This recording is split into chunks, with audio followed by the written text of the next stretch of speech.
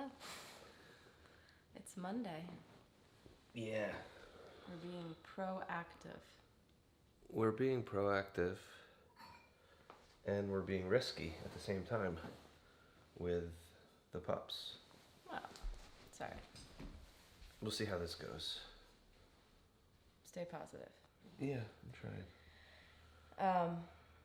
So we took a week off Yeah, from the podcast. we did. And we're back. Where were we? We didn't go anywhere, but we were in the gym for a week.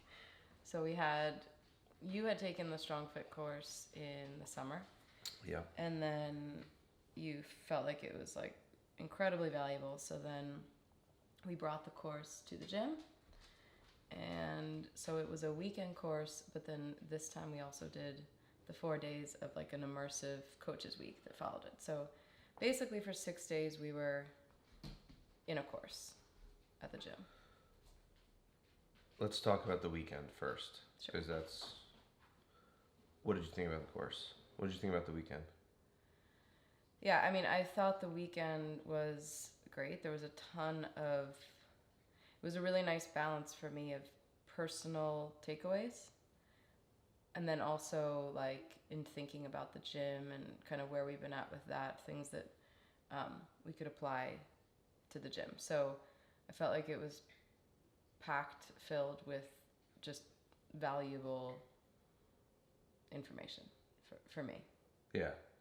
I was really glad that there was a continuation that we were going to, because it was a little overwhelming on Sunday. The thought of just going back to like Monday morning, I could see how there could be a drop off in that, letting that stuff sort of sink in and marinate. Right. So I was glad that it wasn't just like back to life on Monday. Right. What about the week? Yeah, the week, and we were laughing about this yesterday, like by Thursday, it was kind of like, okay, no more. I can't take any more. Right. Yeah, I thought the week was interesting. It wasn't, I liked the pace. It wasn't like, there was more learning, obviously, and a little more digging into content, but it was very much about application, and it was more intimate. There were only 5 of us. Yeah. So, I felt like that was also valuable, just in a little bit of a different way. But it let us sort of just take in, what we'd experienced. It was definitely emotional. I thought the week started to really, whether it was because you were letting things, sink in a little bit, or because of what we did during the week, either way, it kind of came to like it built to a more emotional experience, I thought, for me. Emotional experiences. Mm-hmm. I feel like that's something that we both have or have experienced, facilitate, are involved in. And I think we're open to that. I think most people who probably listen to this podcast are open to that. Yeah. You mean in contrast to just like intellectual, like learning, brain, physical? I guess, yeah, in some ways. I also think that just the label, and it's a fine label, Yeah. and but like having an emotional experience, Mm-hmm. I feel like is looked as either too heavy, a negative, like hippy dippy, woo woo. Yeah, that's not for me. Like, right. And that is where I think when we say like emotional experiences, which this weekend as well as the week is, Mm-hmm. which is what Between the Ears is, which is what some regular CrossFit classes are. There's some serious power there, but you drop the E word, and I feel like all of a sudden it's like, I'm not really quite sure about that, and that could be a judgment on my end. That could be, whatever. I think, and that's something we've been talking about in a lot of podcasts with Between the Ears, or our experience at the gym. I mean, people I think who are a little resistant to that, it's like I don't have I don't have time for that. But what's that really about? Like if you can't, like we all know emotions are part of life. Right. Like if you're not experiencing emotions, Right. there's something you seriously wrong. You're like a sociopath. Right. But people like to have them only when they deem them appropriate. So like yes, it's appropriate to cry at a wedding, cry at a funeral. Right. If you get into an argument, but like coloring outside the lines gets uncomfortable for people. And so if that's a seminar that's about like, hey, I came here to learn about, how to get fitter. Why are we talking about, emotional mapping? That is where I think people start to get uncomfortable, or it's like, yeah, I don't really need that. Like it doesn't. Yes. A lot of people like, I go to therapy if I want to like work on myself. Mm-hmm. I go to the gym if I want to work on my body. Mm-hmm. I read books and I whatever to work on my brain. And it's just not, we know now, like it's not that simple. And I think that course was very much in line with like Between the Ears and the gym, where we're open to like, it isn't that simple and they all sort of intersect. Right. So I thought that was really cool that we felt that was a familiar place for us. Yeah. Yeah. Yeah. That and that was something that was one of my big takeaways too. So obviously I did the course in late July, and a mere 2.5 months later, it was a very different course. Mm-hmm. I enjoyed both of them tremendously, obviously. But I thought that this weekend was particularly more, not necessarily more refined, but it was digestible. Yeah, it was just solid. Yeah. I mean, it was just awesome. So, sorry, I have a cold. Yeah, I thought we had a lot of our own takeaways personally, and then obviously takeaways we can apply to Between the Ears, to the gym. So that it was like very valuable from that side. Yeah, yeah. And the emotional thing, like I guess just before we move on from it, I think that if I were to say like emotional, mm-hmm. What's the first thing that comes to your mind? Crying. Yeah. And like, why? What's that all about? Yeah. Like that's not. There is a little bit of a negative stigma, like and women like, oh, you're so emotional. Yes. Like that's a thing that women like have, like that's been put on women, like they're so emotional. Meanwhile, there can't be a woman president because she would make emotional decisions. Yeah. I mean, nobody says there can't be a dude president, or this guy makes emotion. Right. Like, you know what I mean? Men are cold and don't express emotions, and women are too emotional. Yeah, and it's like this. We have this really twisted, disordered, inaccurate relationship mm-hmm. with emotional. Yeah. With that word. And it's thrown around. Even like emotional eating, and that is a negative. I mean, that's like, okay, your relationship with food, if it's emotional, is bad. So there's a ton of ways that like we put it into context where it's negative. So of course, when you just remove everything else and just say emotional, it's kind of branded into our minds as like has a little bit of that like weak. Yeah. Like kind of like you don't have your shit together, like. Right, but then, and I don't know if we've talked about this before, previously, but then you have books like Harvard Business Review mm-hmm. will put out books like Emotional Intelligence, right. Emotional Intelligence 1.0, Emotional Intelligence 2.0, and you pick this thing up and it's the most unemotional thing ever. Mm-hmm. Well, it's right. very sterile and very. I think that's the business, the sort of that intellect way of saying like, okay, well, we know there's some value here, or like even companies, like we've talked about this as it relates to you doing corporate events. Mm-hmm. Companies realize that like, yes, if your employees aren't healthy emotionally, that would not be good for their work output. Right. So like that could be someone that doesn't express any emotion, who has no empathy for the people they work with. That could be someone that is over expressive. Regardless, like, yes, the emotional health of your people likely has an impact on mm-hmm. their productivity. Yeah.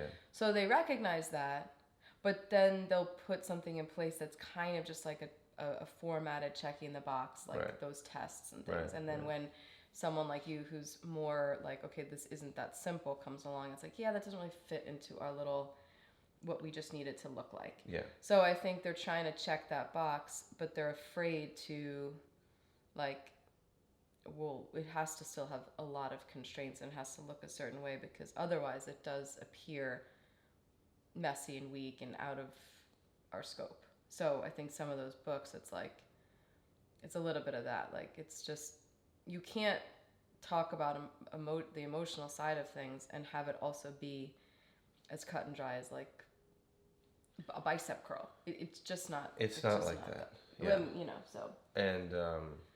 And so what I found really cool this this weekend and week was that emotional landscape of, without it being, it wasn't therapy. No. It wasn't a funeral or a wedding, or it wasn't this. It was an emotional experience though. Right. And I found that was for me one of the biggest takeaways was just navigating that landscape. And what's really cool about it for me personally and professionally, I guess, that is a major topic of that I'm going to present on with at the BTE seminar. What is? What's the topic? The relationship between rational and emotional language. Yeah.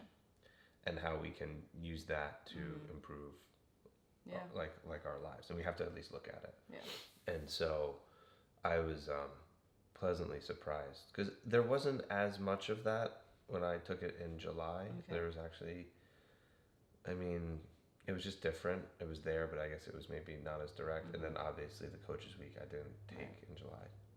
And so I found that to be a very positive thing for me, because like there is so much alignment and there's so much like yes. And so one of the cool things was like, I know this stuff works, but I know it by experience. I know it by experience, and here's and that's the other thing, and like and intuition and just innateness. Like and one of the things I respected about Julian and Richard was like they were like like we know, right? Right. And of course there's a lot I don't know, and there's a lot I'm trying to learn, but there's shit that I know.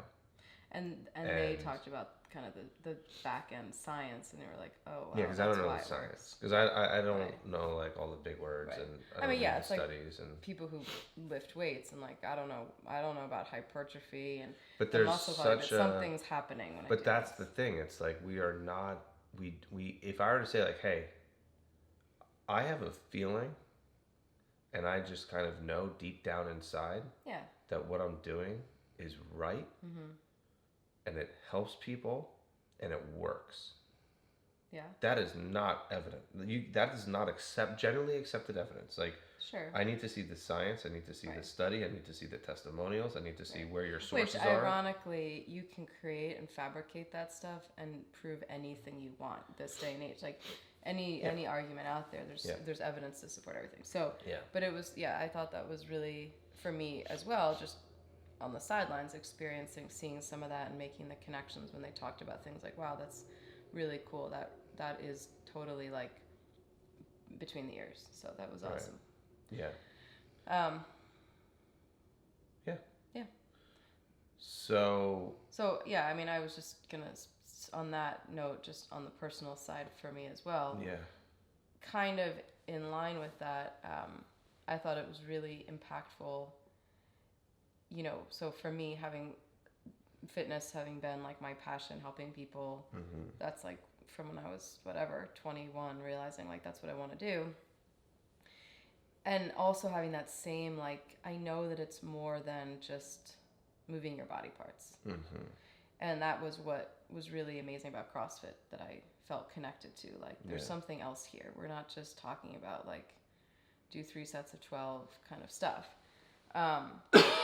So it was really, for me personally, to experience that, like, where there was maybe some disconnect with my own body and like kind of how I can work on that. Via the seminar. Yeah, that kind of highlighted that, and also some of the limitations or what's the word? The trap I've kind of fallen into a little bit with the past 12 years of how I've approached fitness and kind of being competitive, and how that maybe has limited some of the goals I have and things like that. Can you be more specific? Yeah, I mean, so they talked about some of the stuff, with data and metrics, letting numbers and data and the clock and the times and the weights and the outcome, very specific outcomes, be a direct reflection on how I'm doing. And that's just, and I think that in the fitness sense, like very specific to that, that was kind of interesting, where I really was like, wow, that's definitely what I've been doing. And the other option being to kind of relinquish some of that and not feel like everything is bound to, well, the number says this, so then I'll feel this. And that is a little bit, as we talked about, a pitfall of, and a byproduct of every workout I've done for 12 years. There's been a clock, there's been a time, there's been a... But I would even say that's a fitness industry. Sure. Like 3 sets of 10, 4 sets of 12, right. drop And if sets, you fail that and one, and the numbers, and running on a treadmill, I mean, yeah, I can't run everything. Everything's okay if it's this, and then the 0.2, and then the time, and then the, so just the data, kind of understanding a little better, like, okay, what that impact has been. So all that said, I think from the gym applications, that was kind of a personal thing, but we've been obviously turning the ship a little bit, evolving, and it was really cool to have some things that we could sort of start implementing, but also to really feel like, to your point with Between the Ears and the gym, like there are emotional experiences people have via movement. So we know that about the gym. When people come in, they're in a mood, they're in a good mood or a bad mood, or they're struggling, or like the gym is a place. It's not just about, I'm just going to come and move my body. Right. That connection. So having that understanding and sort of where we're trying to go and how we can better help people. Yeah. That was really cool. Yeah, definitely. I think it was good to go through it together. Yeah. Obviously, personally, but primarily personally. Yeah. But then also for our shared pursuits, the gym. And it's been a while, I think, talking about continuing education, like what is that? Trying to get better. But that was what was really, doing that together and being excited and kind of learning, obviously for ourselves, but for the gym, for our businesses, like, I think that's just a really important, like, that's necessary. Not every seminar, of course, is, the idea is, sure, you're learning, you're educating yourself, and then you maybe bring that back to apply it. This I just found like it was a lot of value. It wasn't just like, oh, here's how to, this one very small, specific thing that maybe isn't as helpful in the grand scheme of things. Like maybe going to a muscle up clinic, like coming back and being able to teach someone to muscle up better, like that's great. Yeah. But it's limited in its impact. Right.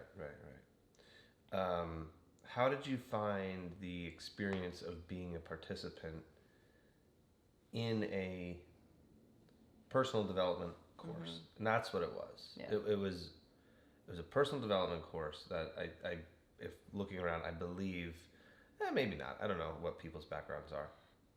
I don't think anybody knew it was going to be that impactful. Like, I think that because it's fitness, and it's like, okay, we see the movements, there's the sandbags, there's this, there's that, there's training, we all do it. Right.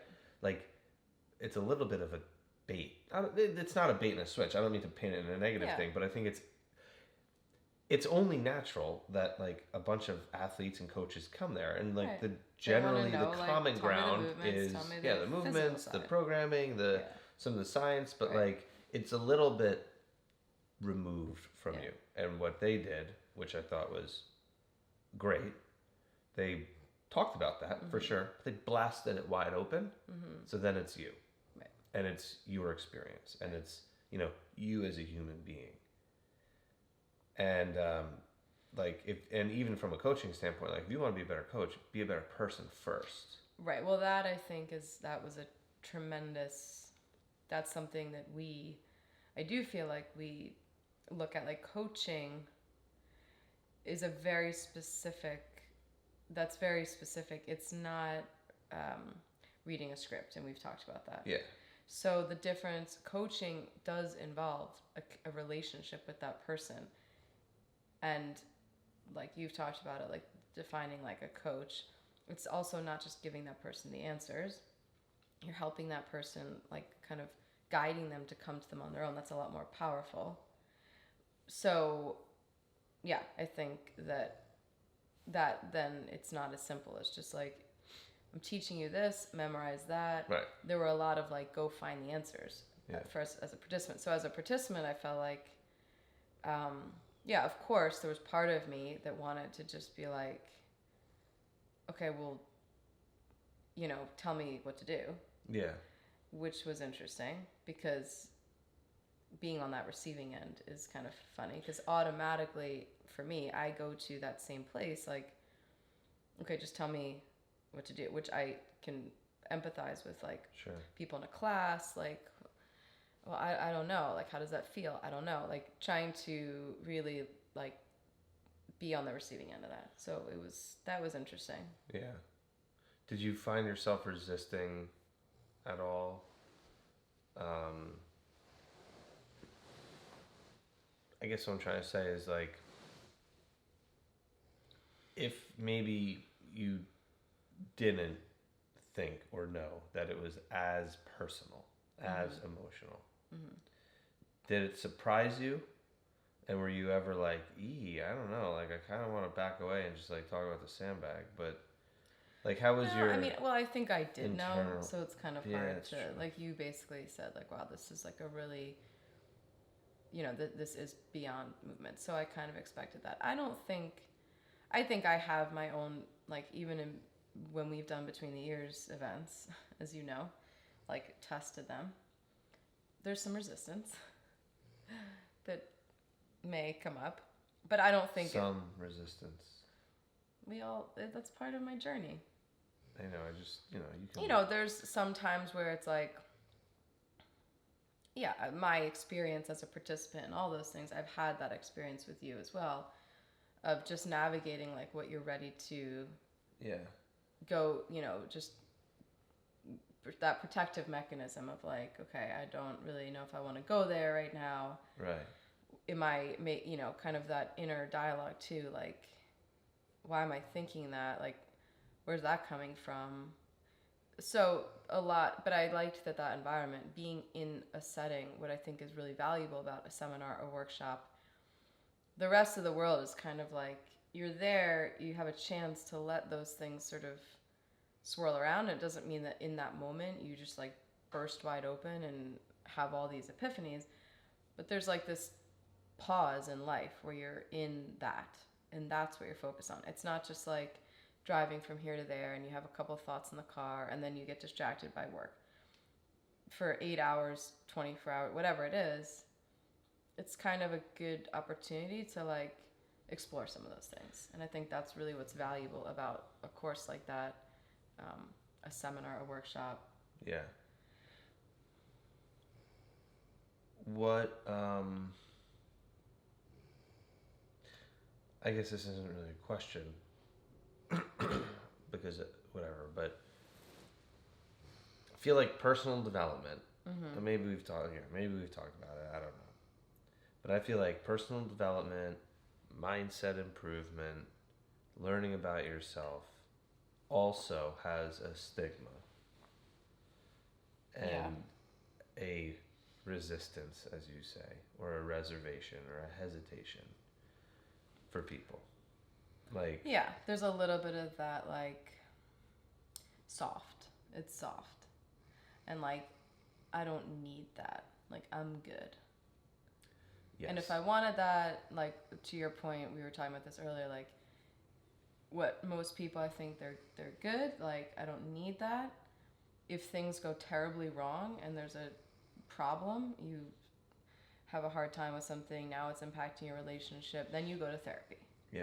There's a problem and now you go there and that's the fix. Right.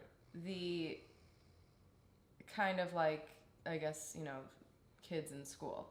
Like, you're in class, it's like fine, you're not going to be proactive necessarily and like look at, keeping up with like understanding the math. It's like you failed the test. Now we have a problem. You're going to go, you're going to get a tutor, we're going to fix the problem. Right. But the proactive nature of like, well, what about just getting a tutor or doing some work before then? It's like, well, does that mean you're not smart enough, that you're struggling? Like, there is that sort of that's kind of, I think, sometimes with the personal development stuff, it just feels, some people feel like it's an indicator that there's a problem. Right. Like, fixing something and improving something are completely different. Right. You fix something that's broken, Mm-hmm. you improve something to make it better. Yet I think that we often view personal development, ourselves, whatever, as like from a fixing type thing. And, that's something that I personally have been around a lot of, with like, sure, we all have our struggles and we all have our things, but we also, like, then there's a lot of people that don't have any big issue going on. Right. That it's like, no, I don't have any kind of, there's really not that much like trauma, or I'm not really struggling. Like, life is good, but like, I want to improve. I want to learn about myself. Yeah, I want to learn. I want to improve. I want to be, I'm curious about what else I can do, or can I get to know myself more? And, I think those people are few and far between. And generally what's populated is, I don't need that. I'll put it off, because it's not a flashing red light in front of your face saying, no, now you need it. Like, and that's, I guess, the thing, like, wanting to improve versus needing to fix something. Sure. Is totally different. And that's kind of one of the, that's something I feel strongly about. It's like looking at that as, something that you can be proactive and towards. That's like someone coming to the gym. They might not have the need to lose weight or to like get stronger by some X amount. There doesn't need to be that, but like learning about their body, connecting, being healthy, like there's a lot of that. It's the same thing. It's just cultivating like just more quality with yourself, physically, who wouldn't want that? Emotionally, right?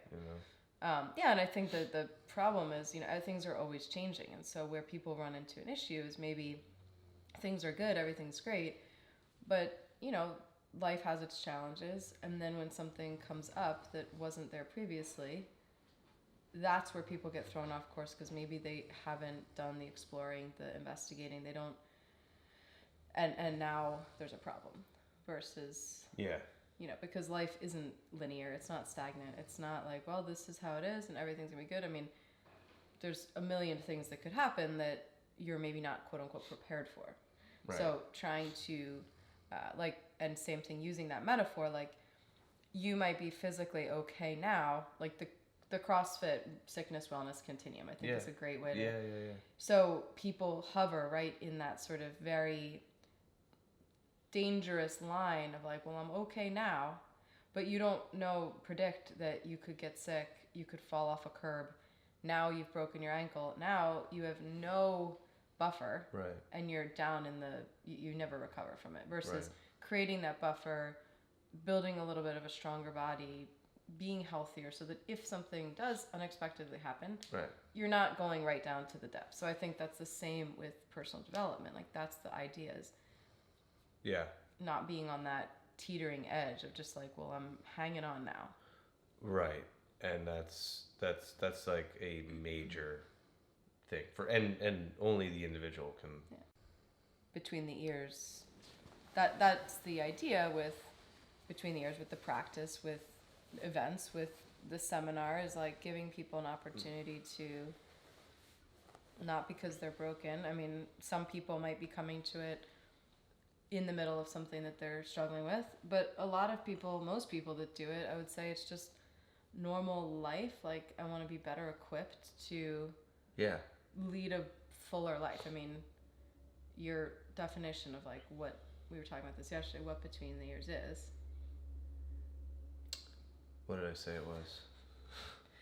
No, like not. It wasn't leading a fuller life, but like No, yeah, it it's really like the pursuit to live a fully engaged life. right, And that's is an person active to person. participant. Yeah, and that's totally person to person. Yeah.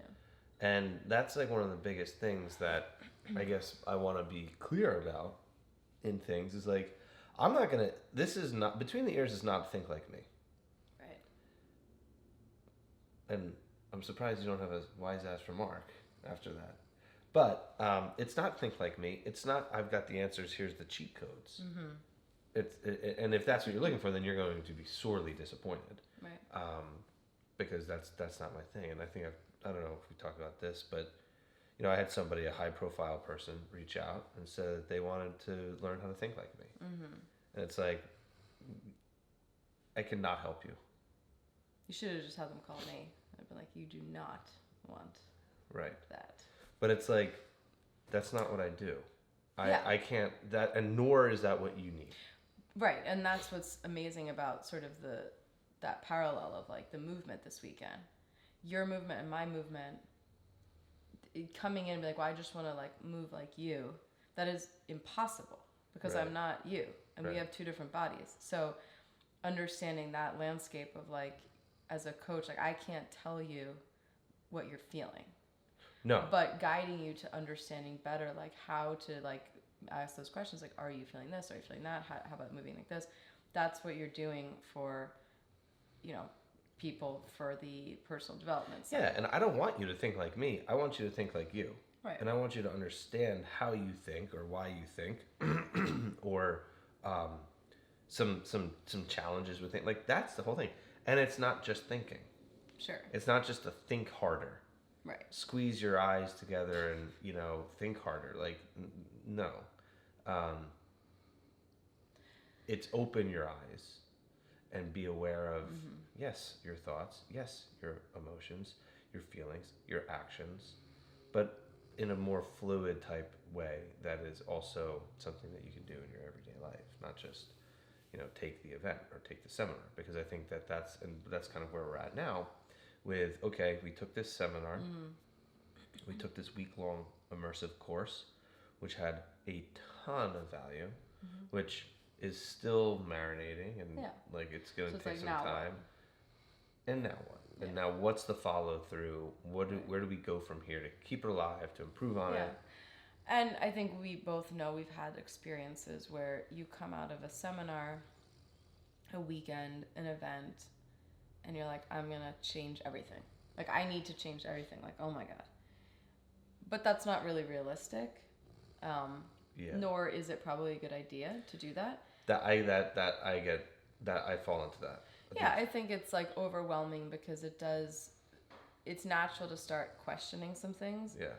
But not feeling like there's this desperation to like you've been doing okay so far. Right.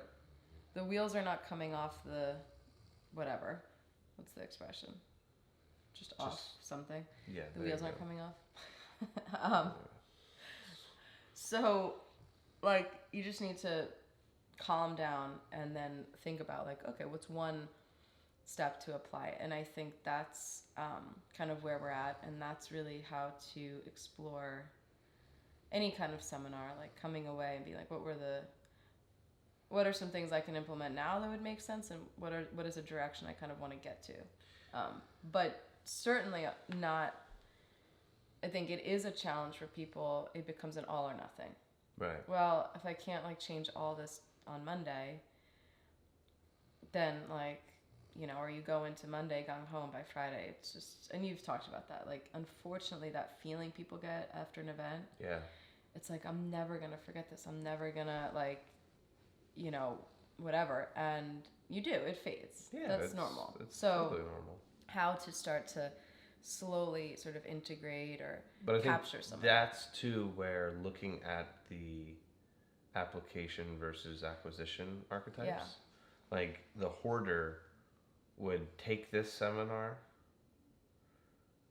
take another one, take another one. Yeah, take another until one, they know and how to implement 100% of it, they're not going to implement anything. They're right, just going they're to not gather gonna. information. Yeah, it's just gonna be like, oh, on to the next. Which and is do a little this bit and do of that. how you are. Yes, in some things. Like if for it's sure. not 100%, I 100% solution, you're hesitant to start. I struggle with rolling the out 80% some- yeah. solution type thing. Right. Yeah, I want. Yeah, and that's been a huge thing for me to work on my own awareness of it, and I know it's working against me in some things. You know, and that's just you got to be aware of that. Yeah. You got to, and then also got to be like, okay, well, like I'm aware of it. So what? What do I do now? Well, I'm gonna put this up maybe before I feel ready, or you know, I'm gonna action more. The old guard would not even take this seminar. Sure. And there's a lot of those. Yeah. Who it's like, I know what I know. I want to know what I know. I want what I know to be true to me. And I'm not going to even question. So that is where I've fallen into a little bit of a trap with in the past. And so I guess what's interesting about that, if I think about it, is like, I think sometimes that's a protective mechanism against, well, what if I learn all this stuff and then what? Because now, like, so I could think about it for me a few years ago, like not consciously, but maybe resisting some things. Because once, like, we struggled with this recently, like, you can't unknow now what you know. Yeah. So it's a protective mechanism against being in a position where now you've kind of seen a little bit of the light, now you know, and you can't unknow it, and so it's going to force you to have to start acting, and then what? Like, what happens if it sort of starts to question some of the things you've been doing? Because now you have to face that. So I think that also, going back to the personal development stuff, there's a little bit of people keeping their guard up, like, well, I don't know if I want to start uncovering this stuff, because then what? Right. Now I'm exposing this shit, and it's like, you know, they talked about some of the emotional mapping, like the physical connection with where you might store things in the body, which is not new, is not hippy dippy. There's like actual and people that have had experiences that shared them at the seminar who work with people with their bodies. But like, you know, they talked about being really, you have to really know what you're doing and be careful, because once you expose that, you know, people bury things very deeply to the point where they don't even remember them. Yeah. If we have the ability to do that, right, then surely, like, it's realistic to think that, like, people are going to avoid a little bit, consciously or subconsciously, the personal development stuff, because once you open that box, you can't really shut it again. Right. So I think that is sometimes part of the old guard. Like, I don't know that I do want to know anything new, because now I'm going to have to, it might have to have me rework all the stuff that I've gotten in such a nice, clean order. And it's going to mess all that stuff up. So, yeah, so I think it's funny that we both came to it from those sides. And I think that's helpful for us then to look at, like, okay, let's bring it into the student side. Like, how can we kind of come to the middle? Apply some, but still know there's a lot we still have to learn. Yeah. So the Between the Ears seminar, how do you see that, like, not to say like everything you're going to do there, but like, how did this weekend for you translate into, like, I mean, I think it definitely fired you up even more for your own seminar, but like, what are you thinking?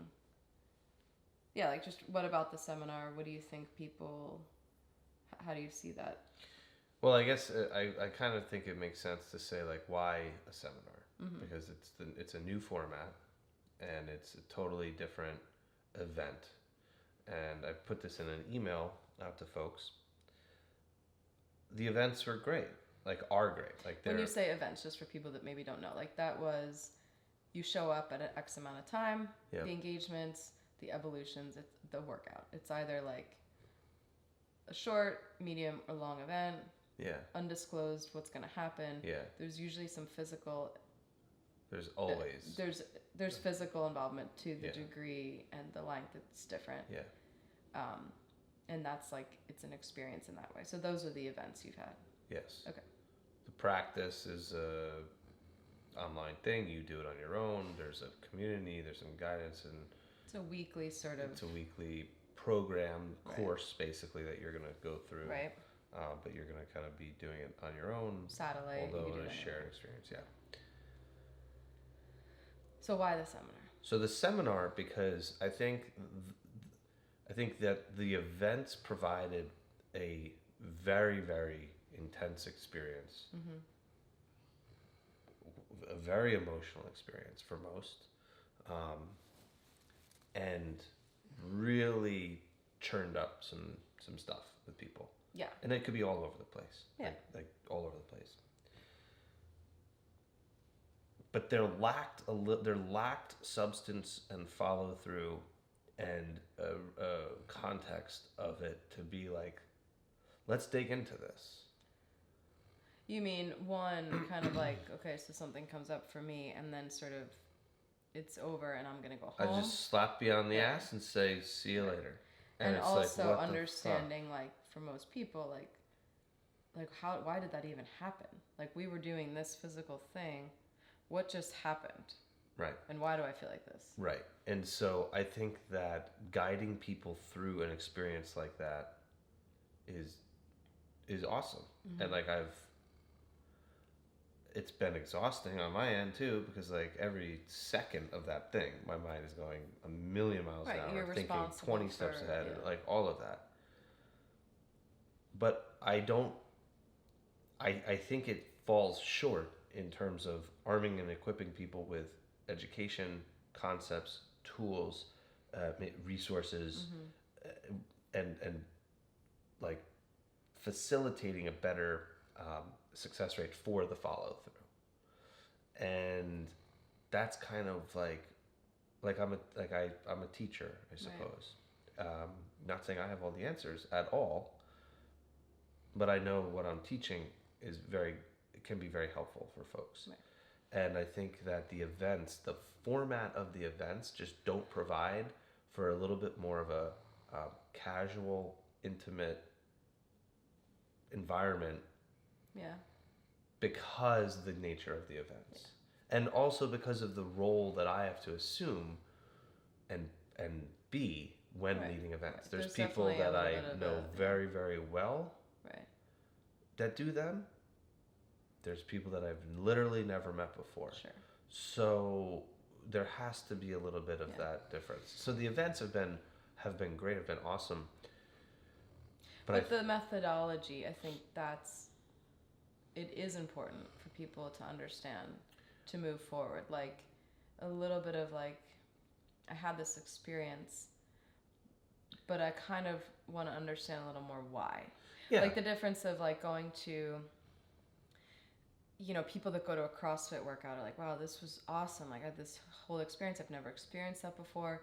And back in the day, people who weren't coaches would go to the level 1 seminar, not because they want to coach people, but because they wanted to understand a little more about like, well, why is this? And being armed with that as well as having the experience. I think that's only going to help people in their process moving forward. Right. And that's the whole thing, like teaching more. I don't teach principles of between the ears at events. Immersion's the only one I kind of tested that out on. And I thought that was, and from what folks said, like that was super valuable. So immersion was a weekend. Yeah. Small group, 6 people. Yeah. And so it did have like, talk about like an intimate setting, but it really did have kind of the structure of a seminar, a little bit more intimate, a little bit, it had like probably a little more on the event side, feeling of the event side, because it was off-site. Yes. But that really was, why, and here's some tools to take with you, and then have the experience. Yeah. So it kind of went back and forth. Yeah, and that was that was awesome. I just I can't. The logistics of the that. logistics of that, and I'll have one maybe in the spring next year. And it's limited because obviously when you go away, the cost is higher. There's a commitment. Yeah, I'm just saying for the participant side, like, it's not that there shouldn't be, like, there's no right or wrong for people. Right.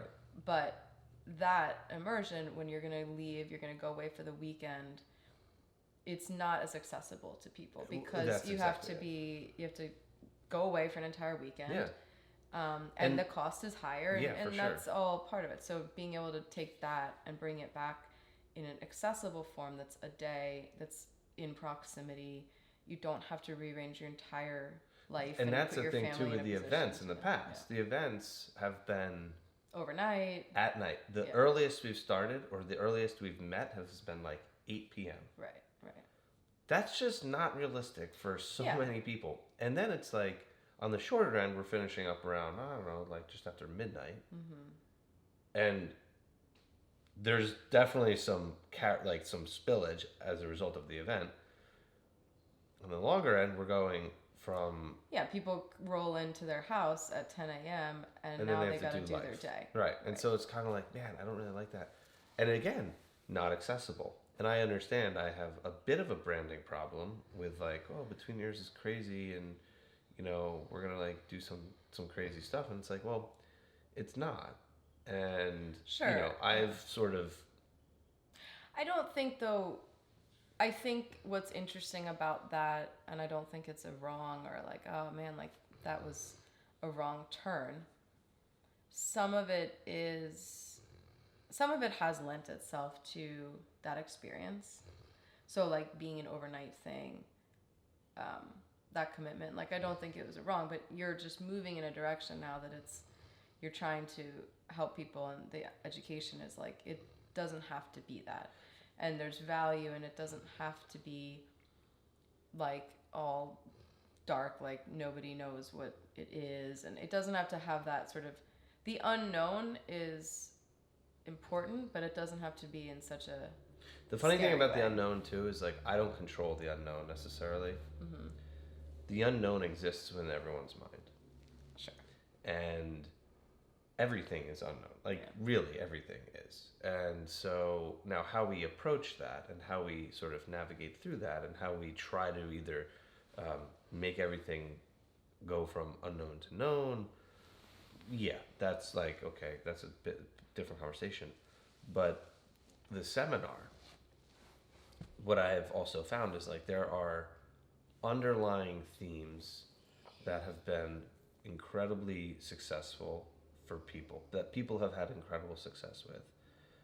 I've obviously been working through like, all right, like there are these principles, there are these ethos, there are these general guidelines that are unique to each person in application, but common to all in terms of the theme.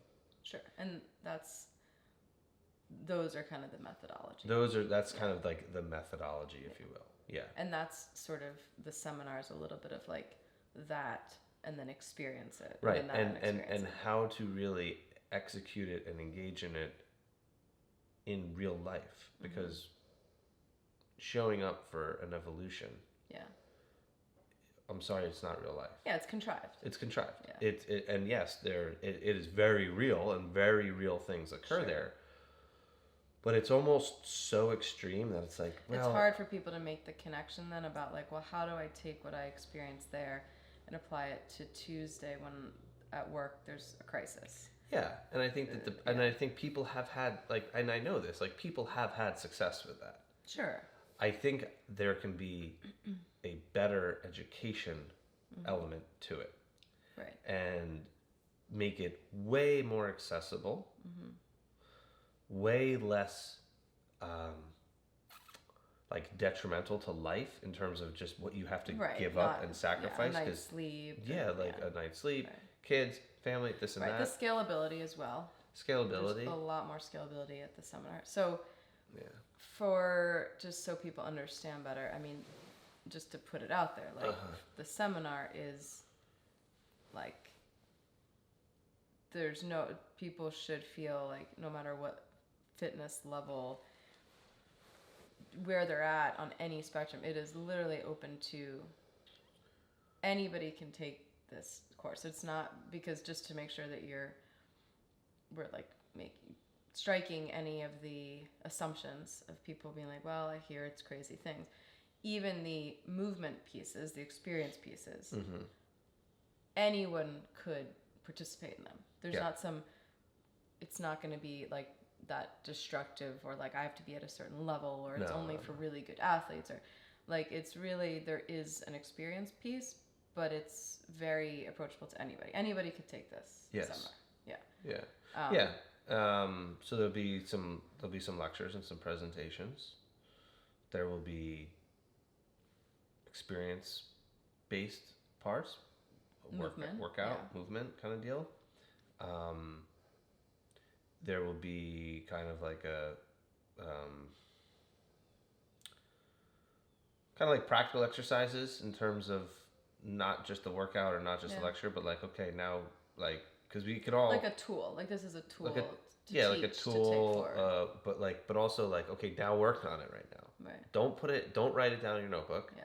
And put it back in your bag and give me the nod and be like, yeah, right on, I'm gonna do this on Monday, because like you're not, and that's not to say you're a bad person, but like you're here to work on it now. Right. And so really having that be something that the whole purpose of it is to facilitate follow through. Yeah. So that Monday morning to arm and equip and empower people and have that follow through really be something that they can drive home and action and execute. Cool. And so that's where it's gonna be much more casual. It's gonna be during the day, start at 9, end around 6ish. Wow. You know, it's gonna be during the day. How normal. It's gonna be very normal. Don't expect to not have to work. Don't even bother signing up if you're not going to be open and honest with yourself. Don't waste my time. Don't waste other people's time. Like, don't even bother. Right. You really shouldn't be coming there if all you're looking for is like a workout. Then just go do a workout. And that's part of the thing too. When people sign up, it's like, look, you know, why what are you looking for? And if you're looking to do the world's hardest workout, I'll refund you because it's not. Sign up for a training session and you'll dirt. Yeah, if you want the world's hardest workout, nothing wrong with that, but speak to me one-on-one and I can make you. Yeah, I think that's interesting. Like I just put up today more information about like I'm doing like a 6-week women's program. Yeah. And as I was writing it, it's like there's that like catchphrase like the 6-week challenge, and we talked about it at the coaches week, kind of like someone who comes in who's like, I want to lose a lot of weight. And you're like, all right, it's going to be 2 years. Yeah. And if they're kind of like, well, no, I need it in like 6 weeks. It's like, all right, well then, yeah, there's a lot of ways to do that. Yeah. But that's not our approach. Right. Same thing with what you're saying, kind of the women's thing. Like it's not the linchpin to the women's program isn't a bunch of workouts. I can coach people and put people through workouts. Yeah. That's not the impact. That's not the actual change that's happening in people to then have them be able to, in a year from now, be doing workouts because it's important to them because now they have a good relationship with themselves. So if people are just looking for like those immediate, it started at this time and it ended at this time and then I went, then that was it. That's not this. That's not what we're doing. We're talking about really like reworking the inner workings of like the workout is the expression. Yeah, and like what did we do? Like we, worked on ourselves, got to, have an experience and learn about some things going on and put ourselves in a position to obtain coaching and to be provided something objective, like that it's not on you. And we just so happened to do some workouts as well. Yeah. Yeah. And that was and that is a really important expression. Yeah. But it's not the that's not the foundation. It's one expression. Yeah. So I think I'm excited for what's cool is like these were things that we had planned. We were doing, and then I think the weekend was like a cool way to make some connections and get more ideas, more excited, have an experience for ourselves that only lends itself to, like, you can't be a leader or leading things or helping people if you're not doing any of that work yourself. Yeah. And so that was like, for me this weekend was, and that's that normalizing. Like I'm not, I'm not without my own struggles. So for me, what's powerful with like working with women is like, if I was just had it all figured out, I don't think that would be really helpful for other women. How can they really relate to that? But having explored and done that work and then bringing that work to other people is really cool. So Yeah, without a doubt, it's pretty cool. Yeah, so I'm really excited, and with the gym, just kind of continuing to, our primary thing with the gym is like, we really care about the people there. We want to, most people come to us to feel good, to be healthy, Yeah. to like experience something positive, Yeah. generally speaking. Yeah. And that's it. Irrelevant of the tools, the implements, how we get there, that's always the direction we're moving. The gym is an expression of that, just like, our other things. So yeah, and that's one of the things, and I've actually had a couple people ping me and say, hey, I don't live by Motown. Right. But I wish I did. And I would say, like, don't lose hope in that. Don't just settle. Don't say, oh, but like, you can create that environment. Sure. You really can. Because on that side, there's people probably that come to the gym who don't see it for all that. They do just see it, and there's nothing wrong with that. So it's on both sides, but that's just it's understanding how to cultivate that for yourself and exploring for yourself and learning, and it is in some ways an opportunity because there's no one to kind of be guiding you. You have to guide yourself. Yeah, and like, just, I guess, if you don't go to if you're not around here, if you're not one of our members, or not whatever, like, be curious with what you want to get out of your experience. Yeah. And it's not to say like make it contrived or fabricated or anything, but just like give it some thought. Your experience meaning like your workout. Yeah, what is it that I'm really looking for here? And what's maybe, if there are things that are like, wow, I don't really like that feeling, like, well, what is that? What's contributing to maybe not feeling positive, whatever, after your workout? I think that's really the exploration. We're not providing our members those answers to explore if they want to. So you can also do that on your own. And Yeah, and I think that's as a starting point, just to have that curiosity. And there's some people who are definitely further along in it, and if it would be remiss to say, like, if you need coaching or guidance or help, that is something that we do. Sure. But you have to first start with yourself. And there's people that are interested in coaching, but they haven't quite done the personal stuff first. And it's like, you'll get more out of coaching if you've started something within yourself. And I think that curiosity is the driving force with that. So it's like, if you want coaching, we can talk, but have that conversation with yourself first. Why are you looking like, for and we'll be here, Sure. So there's no rush, there's no nothing from that regard, but be kind of curious and open your eyes, open your ears, open your heart, kind of thing.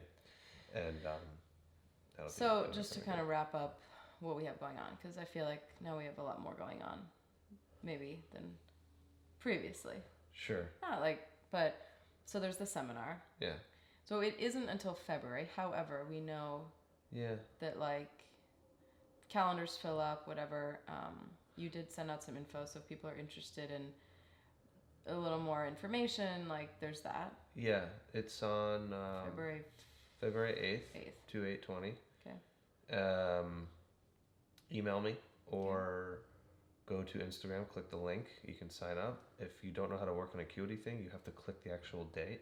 It's not the best thing, but like, if they have problems, though, if you have send problems, me a message. Just send me a message. It's simple. You are starting another practice. Yes. People who missed or didn't sign up. The part of it is you can sign up at any time. However, to be part of the group, everybody kind of moving through it together, where there's a lot of value, that's starting in January. Yeah. I'm starting the women's 6-week group, not to challenge. It's not a challenge. Right. In January. So like January 4th, that's the first day we meet. January 3rd is when the practice starts. Ah. Look at you. And I did put up some things about that, but if you have questions, there is a link to register. You don't have to be a member of Motown to do it. Yeah, and then the coaching, just for people to be clear, I mean, you do coaching with people between the ears coaching. Yeah. There's also, if people are looking for like help with, okay, I live in Texas, I go to this gym, I'd like some help in like what I'm doing. Yeah. I'm kind of reaching a point where maybe the gym isn't, whatever's happening at the gym, they're maybe limited in like where you want to go, but you still want to be part of it. Like we do that individualized coaching. We have a couple people at the gym doing it at our gym, but then we work with people who don't go to our gym, who need that guidance, still want to be part of classes, but just a little bit more. They want some coaching. Yeah, they want some guidance. They want to kind of get on board. So we do that, and that's something you can email us about as well. So plenty of stuff. Lots of ways to get involved. Yeah, for sure. We are going to Amsterdam or the Netherlands to do a little work with the StrongFit folks. So there's more about that coming soon, but we will be doing that if anybody wants to come take care of our dogs. Wow. They're very, very challenging animals, as you can tell. Charlie's asleep in the chair. I'm kind of kidding, but not.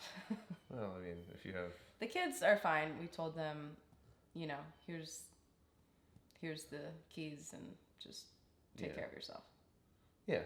They were like, we got it. It's 2019. You can certainly figure it out. No, but we're kidding about the kids and the dogs, but we are not kidding that we are going to the Netherlands. So that is all. That's a lot. I'm excited. And it's Monday. Look at us. It's Monday. Ready to go. I'm going to go do a workout now. What's a good workout you can give someone? Okay. That kind of captures what we talked about today in some way. That's simple. I feel like you have a thought already. Why don't you answer your own question? Because this is very leading. Well, I was just thinking of giving people a workout that they can experiment in a kind of experience. Sure. So what would you think?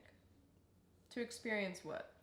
Yeah, just experience something different. Yeah. Like if sometimes I think that the fitness industry and the fitness people or just working out, you're more of an actuary than an athlete. And it's always the counting and the numbers and the this and the that. Okay, it's like, so what's the workout?